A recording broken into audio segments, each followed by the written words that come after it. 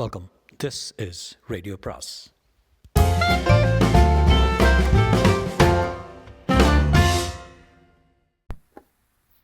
அனைவருக்கும் அன்பு வணக்கம். ராஜேஷ்குமாரின் டிசம்பர் பௌர்ணமி அத்தியாயம் 12. போர்ட்டிகோவில் கார் வந்து நிற்கும் சப்தம் கேட்டு விசாலியும் ருத்ரமூர்த்தியும் எட்டி பார்த்தார்கள். ஒரு போலீஸ் இன்ஸ்பெக்டரோடு பேசியபடி நித்யனும் முகுந்தரும் கார் நின்றும் இறங்கி உள்ளே வந்து கொண்டிருந்தார்கள். அந்த இளவயது இன்ஸ்பெக்டர் தொப்பியை கழற்றி கக்கத்தில் வைத்தபடி பக்கத்தில் வந்து நின்றார்.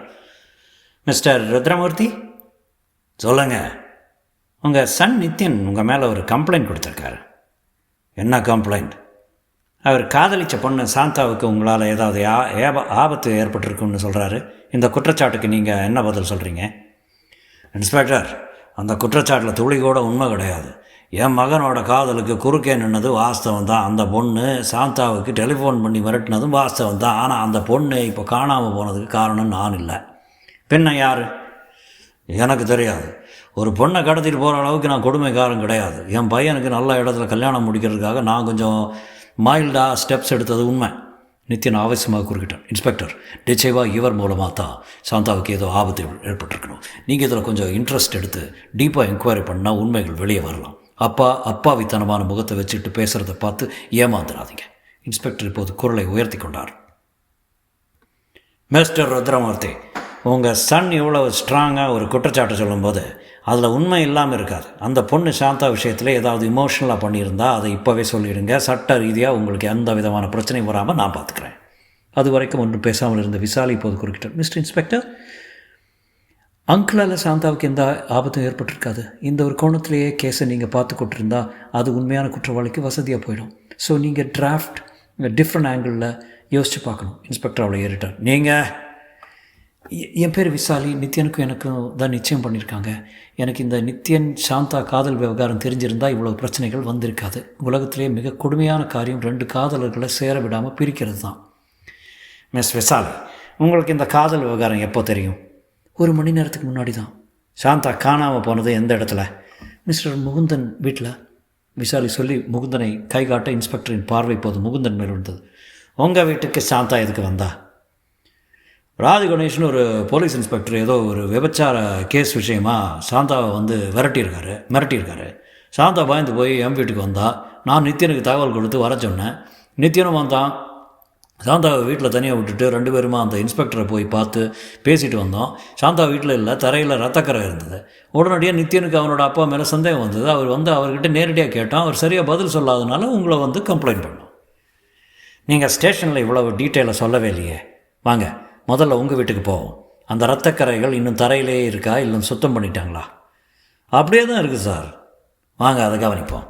நித்யனை முகுந்தனையும் அழைத்து கொண்டு இன்ஸ்பெக்டர் புறப்பட்டு போய்விட விசாலியும் ருத்ரமூர்த்தியும் கவலை பார்வைகளால் ஒருத்தரை நினைத்து கொண்டார்கள். அங்கிள், நிலைமை இவ்வளவு மோசமாக போனதுக்கு காரணம் நீங்கள் தான். நித்யன் விரும்பிய அந்த சாந்தாவை அவளுக்கு கட்டி வச்சுருந்தா இவ்வளோ பிரச்சனைகள் முளைச்சிருக்குமா? தப்புதாம்மா. நீ இந்த வீட்டுக்கு மருமகளாக வரணுங்கிற ஆசை என்னோட கண்ணை மறைச்சிருச்சு. அவர் அனாதை பொண்ணு தானே, மிரட்டினா பயந்துக்குவான்னு நினச்சேன். ஆனால் பிரச்சனை விஸ்வரூபம் எடுத்துருச்சு. இப்படியெல்லாம் ஒரு சூழ்நிலை உண்டாகுன்னு நான் கொஞ்சம் கூட நினச்சி பார்க்கல. அங்கிள், என்னம்மா? எங்கிட்டையாவது உண்மை சொல்லுங்கள். உண்மையா? என்ன உண்மை? சாந்தா இப்போ உயிரோடு இருக்காளா இல்லையா? என்னம்மா விசாலி, நீ கூட என்ன சந்தேகப்படுற? ஒரு பொண்ணை கொலை செய்கிற அளவுக்கு நான் கல் நெஞ்சக்காரன் கிடையாது. விசாலி ஏதோ பேச வாய் திறப்பதற்குள் போர்ட்டிகோவில் விஜயராகவனின் கார் வந்துட்டது. அப்பா வந்துட்டார். ருத்ரமூர்த்தி எழுந்து போய் கலங்கிய விழிகளோடு வரவேற்றார். வாங்க சம்பந்தி என்று சொல்ல வந்தவர் வாங்க என்கிற வார்த்தையோடு நிறுத்தி கொண்டார். விஜயராகவன் முகத்தை திகைத்த மாதிரி வைத்து கொண்டார். என்ன பிரச்சனை? விசாலி குரல் கொடுத்தார். அப்பா, நீங்கள் முதல்ல வந்து இப்படி உட்காருங்க. கடந்த 2 மணி நேரத்தில் இங்கே நடக்கக்கூடாத சில சம்பவங்கள்லாம் நடந்துருச்சு. என்னம்மா சொல்கிற? முகத்தை அப்பாவித்தனமாக வைத்துக்கொண்டு மகளுக்கு பக்கத்தில் வந்து உட்கார்ந்தார் விஜயராகவன். விசாலி சில நிமிஷங்கள் எடுத்துக்கொண்டு எல்லாவற்றையும் சொல்லி முடிக்க அவர் செயற்கையான அதிர்ச்சியோடு ருத்ரமூர்த்தி ஏறிட்டார். உங்கள் பையனுக்கு காதல் விவகாரம் இருந்தால் அதை முடிச்சு வைக்க வேண்டித்தானே? என் பொண்ணு வாழ்க்கையோட ஏன் விளையாடணும்? தப்பு தான், நான் செஞ்சது தப்பு தான். வாயில் சொல்லிட்டா தீர்ந்ததா? இன்றைக்கி விவகாரம் வீட்டு படியை தாண்டி போலீஸ் ஸ்டேஷனுக்கு போயாச்சு. என்னோடய ஃபேமிலி ஸ்டேட்டஸ் இது தேவையா? அப்பா, என்னம்மா? அங்கிள் மேலே எந்த தப்பும் இல்லை. நித்யனுக்கிட்ட நேரடியாக விஷயத்தை சொல்லியிருந்தால் பிரச்சனை ஓவர். இவ்வளோ தூரம் வந்திருக்காது. நீ சும்மா இருமா. நித்யனை கல்யாணம் பண்ணிக்க நீ எவ்வளோ ஆசைப்பட்டேன்னு எனக்கு தெரியும். ஜெயிலுக்கு போயிருக்கிறாங்க காரணத்தை தள்ளி வச்சுட்டு சம்மந்தம் பேச ஒத்துக்கிட்டதே உனக்காக தான். இன்றைக்கி அப்பாவும் மகனும் ரொம்ப சுலபமாக பிளேட்டை மாற்றி போட்டு பிரச்சனை பண்ணுறாங்க. நான் இவங்கள சும்மா விட போகிறதில்ல. அப்பா, விஜயராகவன் விசாலி குறுக்கிட்டதையும் பொருட்படுத்தாமல் ருத்ரமூர்த்தியிடம் இறைந்தார். ஹோட்டலில் பல பேர் அறிய கல்யாணம் நிச்சயம் பண்ணியாச்சு, இன்விடேஷனையும் பிரிண்ட் பண்ணியாச்சு. இந்த நிலைமையில் கல்யாணத்தை நிறுத்தினா நான் ஒத்துக்க மாட்டேன். யார் உயிரோடு இருந்தாலும் சரி, காணாமல் போனாலும் சரி, கல்யாணம் குறிப்பிட்ட தேதியில் நடக்கணும், நடந்தாகணும். அப்பா, கொஞ்சம் பொறுமையாக இருங்க. உங்கள் கோபத்தை காட்டுற நேரம் இது இல்லை. நீ சும்மா இருமா. கோபத்தை காட்டினா தான் காரியம் நடக்கும். பேசி வச்ச தேதியில் உனக்கும் நித்தியனுக்கும் கல்யாணம் நடக்கும். அது யார் தடுத்தாலும் நிற்க போகிறதில்ல. விஜயராகவன் கோபத்தில் இறைந்து கொண்டிருக்க விசாலி இறுக்கமான முகத்தோடு அவருக்கு பக்கத்தில் வந்து நின்றாள். அப்பா, அவர் நிமிர்ந்தாள். கொஞ்ச நேரம் பேசாமல் இருக்கீங்களா? கையமர்த்தியவள் தொடர்ந்தாள். நீங்கள் அங்கிள் மேலே கோபப்படுறதால அர்த்தமே இல்லைப்பா. இப்போதைய பிரச்சனை என்னோட கல்யாணம் இல்லை. சாந்தா எங்கே, சாந்தாவுக்கு யாரால் பிரச்சனை ஏற்பட்டுருக்குன்னு யோசிக்க வேண்டியது முக்கியம். அதை பற்றி எனக்கு எந்த அக்கறையும் கிடையாது. இது எனக்கு எவ்வளோ பெரிய அவமானம் தெரியுமா? அப்பா ப்ளீஸ். அங்கிள் ஏற்கனவே டென்ஷனில் இருக்கார். நீங்கள் வேறு ஏதேதோ பேசி டார்ச்சர் பண்ணாதீங்க. உங்களை இங்கே வரவழைச்சதை அங்கிளை திட்டி பிரச்சனை பெரிதுபடுத்துவதற்காக இல்லை, அவருக்கு ஏதாவது ஒரு வகையில் ஆறுதல் சொல்லத்தான். இனிமேல் எனக்கும் நித்தியனுக்கும் கல்யாணங்கிற பேச்சுக்கே இடம் கிடையாது. விஜயராகவன் வியப்பாய் அவளை பார்த்தார். விசாலே, நீயா இப்படி பேசிகிட்டு இருக்க? நித்தியனை கல்யாணம் பண்ணிக்க நீ எவ்வளோ ஆர்வமாக இருந்தேன்னு எனக்கு தானே தெரியும். தூங்குகிற நேரத்தை தவிர எல்லா நேரமும் நீ நித்தியனை பற்றி தானே பேசிகிட்டு இருப்ப. நான் கூட ஒரு நாள் விளையாட்டுக்கு நித்தியம் உன்னை கல்யாணம் பண்ணிக்க மாட்டேன்னு சொல்லிட்டு என்னம்மா பண்ணுவேன்னு கேட்டதுக்கு நீ என்ன பதில் சொன்ன தெரியுமா? என்ன சொன்னேன்? அவர் என்னை கல்யாணம் பண்ணிக்க மாட்டேன்னு சொல்ல மாட்டார். அப்படி ஒரு வேளை அவர் பதில் சொல்லிட்டா ஹாலில் மாட்டியிருக்கிற என்னோடய ஃபோட்டோவுக்கு தினசரி ரோஜா மாலை போட வேண்டியதான். இந்த வார்த்தைகளை நீ சொல்லலை? விசாலி சிரித்தாள். இல்லை, ஐயோ அப்பா, அதெல்லாம் ஒரு இமோஷ்னலாக சொன்னது. இப்போ அதை நினச்சி பார்த்தா ஸ்டைலிஷாக இருக்குது. என்னை விரும்பாத ஒருத்தரை நான் எப்படி கல்யாணம் பண்ணிவிட்டு குடும்பத்தை நடத்த முடியும்? அம்மா, நீ இப்படி பேசுகிறது எனக்கு ஆச்சரியமாக இருக்குது. இப்போ பேசிகிட்டு இருக்கிறது நீதானான்னு பிரமிப்பாகவும் இருக்குது. அப்பா, சாந்தாங்கிற பெண்ணை நித்தியன் காதலிக்கிறதா எந்த நிமிஷம் எனக்கு தெரிஞ்சதோ அதே நிமிஷம் என்னோடய மனசு ஒரு யதார்த்தமான நிலைமைக்கு வந்துடுச்சு. இப்படி ஒரு கசப்பான முடிவுக்கு நான் கொஞ்சம் கூட வருத்தப்படலை. இப்போதைக்கு என்னோடய வருத்தமெல்லாம் சாந்தா எங்கே, சாந்தாவுக்கு என்னாச்சுங்கிறது தான். அது வரைக்கும் ஒன்றும் பேசாமல் திக்பிரமை பிடித்து மாதிரி உட்கார்ந்திருந்த ருத்ரமூர்த்தி மெல்ல எழுந்து விஜயராகவனிடம் வந்தார். மிஸ்டர் விஜயராகவன், இந்த கல்யாணம் விவகாரத்தில் என்னோடய மகனே எனக்கு எதிரியாக மாறுவான்னு நான் கொஞ்சம் கூட நினச்சி பார்க்கல. சாந்தாங்கிற அந்த பொண்ணை நான் ஏதோ பண்ணிட்டதா போலீஸில் எம்எல்ஏயே கம்ப்ளைண்ட் கொடுத்துருக்கான். அந்த பொண்ணை டெலிஃபோனில் நான் மிரட்டினது உண்மை.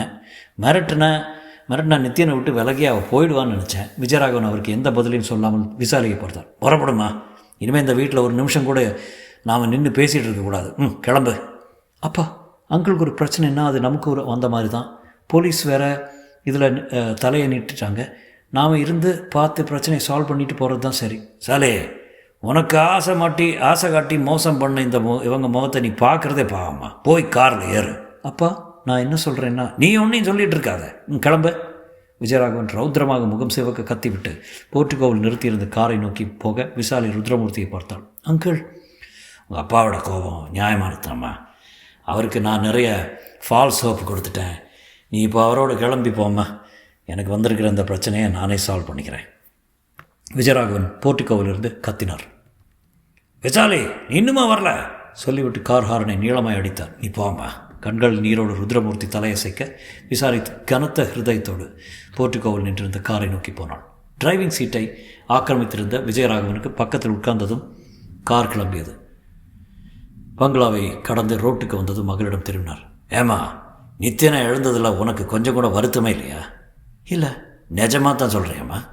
விசாலி புன்னகைத்தாள். ஏதாவது ஒரு கோவில் வாசலில் காரை நிறுத்துங்கப்பா, வேணும்னா சத்தியம் பண்ணுறேன். உனக்குள்ளே ஏற்பட்டிருக்கிற இந்த மனமாற்றத்தை என்னால் ஜீரணம் பண்ணிக்க முடியலம்மா. கடந்த ஒரு வருஷ காலமாக உன்னோட பேச்சு மூச்சு எல்லாமே நித்தியனை பற்றி தான் இருந்தது. அப்பா, நீங்கள் என்னோடய உணர்ச்சிகளை மட்டுமே பார்க்குறீங்க. இந்த உலகத்தில் இருக்கிற பாவங்கள்லேயே மிகப்பெரிய பாவம் எது தெரியுமாப்பா? காதலர்களை பிரிக்கிறது தான். நித்தியனும் சாந்தாவும் ஒருத்தர் காதலிக்கிறாங்க. அந்த காதலை நிறைவேற்றி வைக்க வேண்டியது நம்ம கடமை இல்லையா? சரி, அந்த சாந்தா இப்போ என்ன ஆனா தெரியல. நித்தியன் அவரோட அப்பா மேலே சந்தேகப்பட்டு போலீஸ் கம்ப்ளைண்ட்டும் பண்ணிட்டாரு. எனக்கு என்னவோ ருத்ரமூர்த்தி அங்கிளில் சாந்தாவுக்கு எந்த ஒரு ஆபத்தும் ஏற்பட்டிருக்காதுன்னு என்னோடய மனசுக்கு படுது. விசால் இப்படி சொன்னதும் ஹிருதயத்துக்குள் ஒரு முள் தைத்த மாதிரி நிமிர்ந்தார் விஜயராகவன். அந்த வலியை காட்டிக்கொள்ளாமல் கேட்டார். வேறு யாரையாவது நீ சந்தேகப்படுறியாமா? யார் சந்தேகப்படுறதுன்னு தெரியல. பட் போலீஸ் சும்மா பின்னிடுவாங்க. விசாலி தீர்மானம் குரலில் சொல்ல விஜயராகவன் வியர்த்து கொண்டே காரை உச்சபட்ச வேகத்தில் விரட்டினார். அடிவயிற்றில் அமிலம் கறந்தது, சுரந்தது. அவஸ்தையாய் மனசுக்குள் எண்ணம் ஓடியது. முகுந்தனின் வீடு. இன்ஸ்பெக்டரின் தலைமையில் ஒரு ஃபொரன்சிக் குழு வீட்டின் எல்லா அறைகளையும் நுழைந்து பவுடர் ஸ்ப்ரே செய்து ஃபிங்கர் பிரிண்ட்ஸ் கலெக்ட் செய்து கொண்டிருந்தார்கள். நித்தியனும் முகுந்தனும் ஹாலோரமாய் நின்று இறுகிப்போன முகங்களோடு போலீஸாரின் ஃபார்மாலிட்டிஸ்களை மௌனமாக பார்த்து கொண்டிருந்தார்கள். ஒரு ஃபாரன்சிக் அதிகாரியோடு பேசிக் கொண்டிருந்த இன்ஸ்பெக்டர் திரும்பி பார்த்து நித்தியனையும் முகுந்தனையும் கையசைத்து கூப்பிட்டார். இருவரும் போனார்கள். என்ன சார்? நித்தியன் வினவ இன்ஸ்பெக்டர் கேட்டார். சாந்தாவோட பிளட் குரூப் என்ன? நித்தியன் யோசித்து விட்டு தலையாட்டினான். தெரியல சார். மிஸ்டர் நித்யன், சாந்தா தங்கியிருந்த ஹாஸ்டலில் கேட்டால் தெரியுமா? கேட்டு பார்க்கலாம் சார். மிஸ்டர் நித்யன், இங்கே தரையில் பட்டிருந்த இரத்தக்கரைகளை அம்மோனியாவில் டைலூட் செய்த பார்த்தபோது 2 வகை குரூப் ரத்தம் கிடச்சிருக்கு. ஒரு குரூப்பு பி பாசிட்டிவ், இன்னொரு குரூப்பு ஓ பாசிட்டிவ். அந்த 2 குரூப்பில் எது சாந்தாவோட குரூப்னு தெரியணும். அது தெரிஞ்சால் தான் குற்றவாளியை ட்ரேஸ் பண்ண முடியும். சாந்தா தங்கியிருந்த ஹாஸ்டலுக்கு ஃபோன் பண்ணி கேட்டு பாருங்களேன். தலையசைத்த நித்தியன் டெலிஃபோனை நோக்கி போனான். ரிசீவரை தொட்டு எடுப்பதற்கு முன் அது அடித்தது. ரிசீவரை எடுத்து ஹலோ என்று குரல் கொடுக்க மறுபுலையில் போலீஸ் கண்ட்ரோல் ரூமிலிருந்து பேசினார்கள். அது முகுந்தன் வீடா? எஸ். இன்ஸ்பெக்டர் குமரன் அங்கே இருக்காரா? ஆமாம், அவரோட பேசணும். நித்யன் இன்ஸ்பெக்டருக்கு குரல் கொடுத்து கூப்பிட்டு ரிசீவரை அவர் கையில் கொடுத்தான். அவர் வாங்கி S Kumaran here sir, this is control room. சொல்லுங்கள். ஆவடி அருகே உள்ள ஒரு எருக்கிடங்குக்கு பக்கத்தில் ஒரு பெண்ணின் உடல் கிடச்சிருக்கு. காணாமல் போன சாந்தாங்கிற பெண் அடையாளங்களோட அந்த பெண் உடல் ஒத்து போகுது. உடனே ஸ்பாட்டுக்கு போய் அது சாந்தா தானா என்பதை உறுதி செய்து கொள்ளுங்கள். இதோ புறப்பட்டுட்டேன். ரிசீவரை சாத்தி விட்டு நித்யனை ஏறிட்டார் இன்ஸ்பெக்டர் குமரன். தொடரும்.